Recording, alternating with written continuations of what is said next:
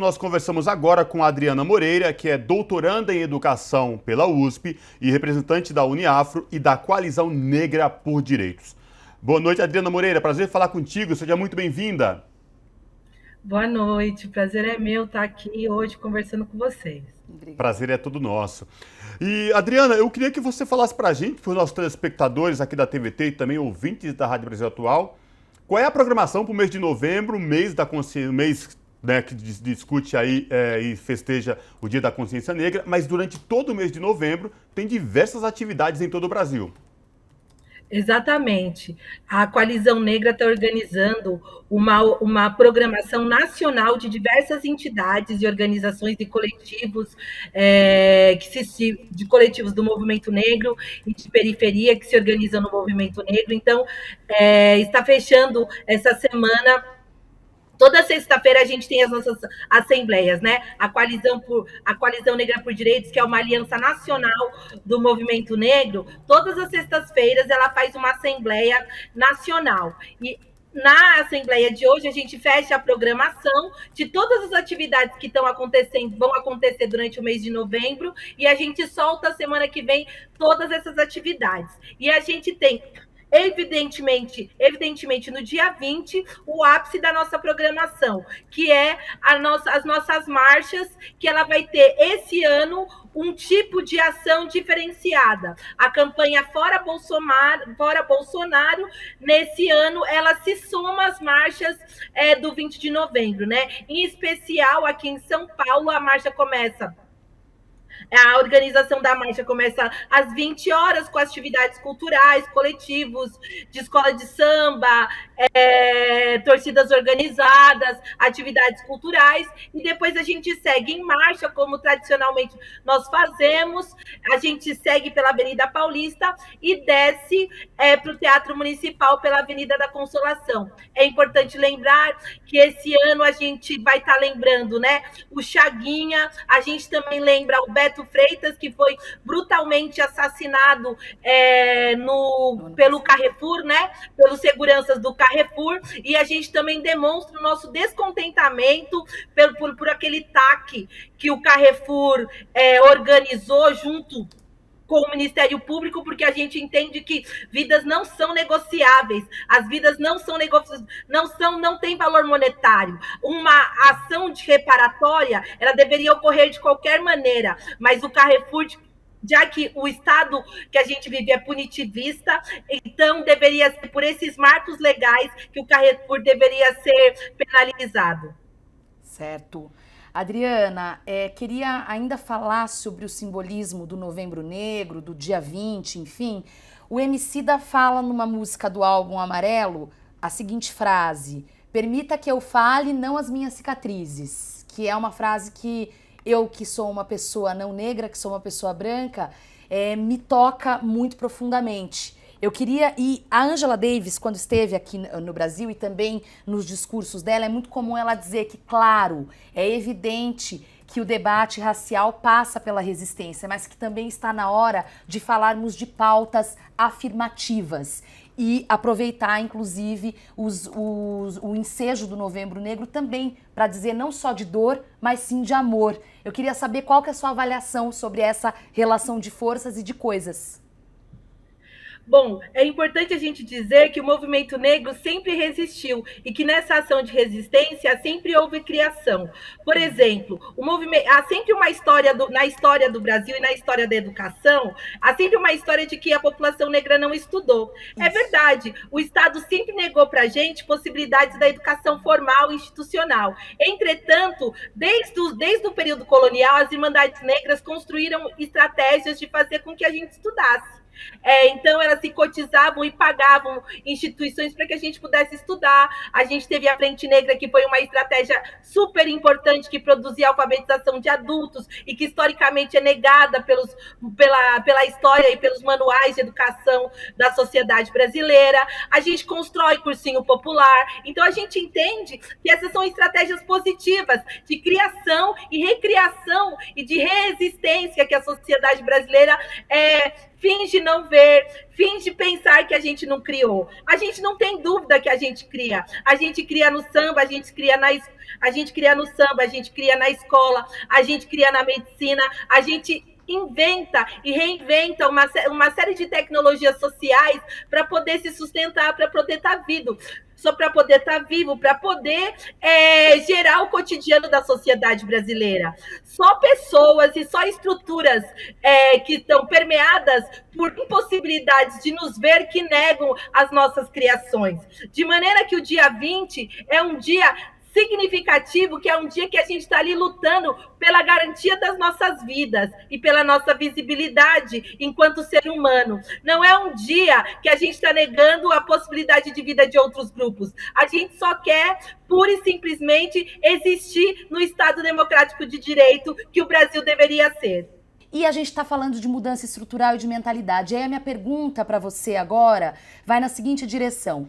Em 2018 tivemos o assassinato da vereadora Marielle Franco, que acabou demonstrando para todos nós o quanto representatividade na política importa.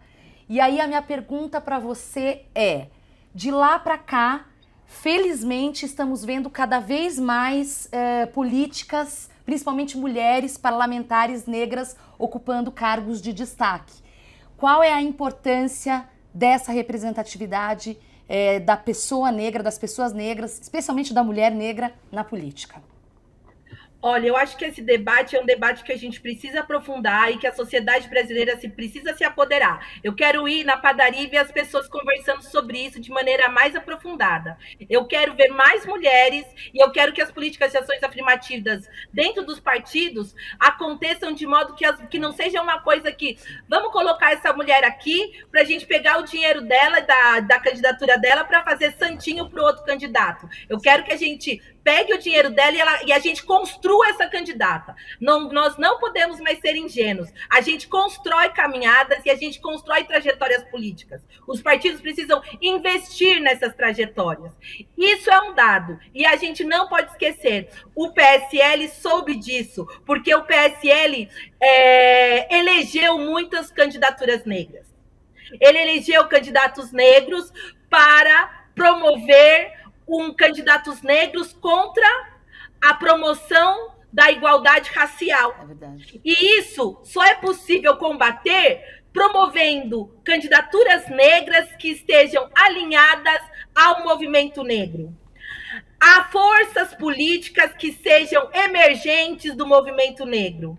Porque a gente precisa de pessoas negras dirigidas pela política negra. Não adianta, assim, claro que o racismo é um problema da sociedade brasileira, não foram os negros que construíram o racismo e, portanto, nós precisamos do conjunto da sociedade brasileira e dos brancos ajudando a gente a construir uma sociedade sem racismo. Isso é fato.